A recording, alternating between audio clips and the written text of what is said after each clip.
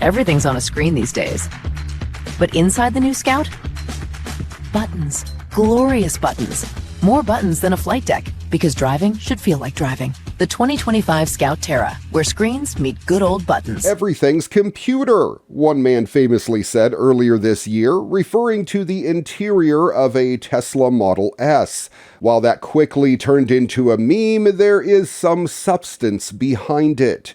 Despite cars becoming safer, quieter, faster, and more technologically advanced, their interiors have become lifeless tablets on wheels, often lacking buttons that people can operate without taking their eyes off the road.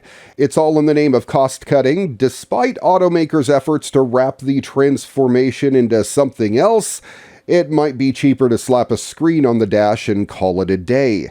But it can also be dangerous. That's why Europe's leading crash safety organization started deducting points for cars that don't have essential buttons, which leads to lower overall safety ratings. Scott Keeg from Scout Motors, he's their CEO, isn't a big fan of buttonless interiors either. Speaking with Bloomberg recently, he said that modern cars have become sort of dystopian disconnection machines that force people to dig into menus that are sometimes spread across several screens.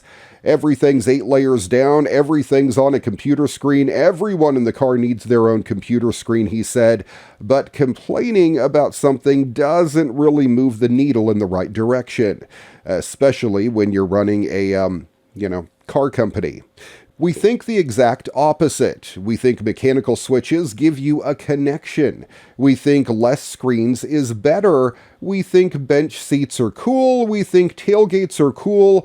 We want to build this real, authentic connection, he added during his Bloomberg interview. Scout's upcoming Terra pickup and Traveler SUV have pretty cool interiors. Yes, there are 2 screens, one for the digital gauge cluster and one for the infotainment system, but there's also a healthy number of proper buttons and knobs. I'm all for buttons, so I hope Scout will stick to its guns once the 2 electric off-roaders start rolling off the assembly line in late 2027. We're still 2 years away from that moment, and let's not forget that the cars that we first saw last year were prototypes, so anything can happen before production starts.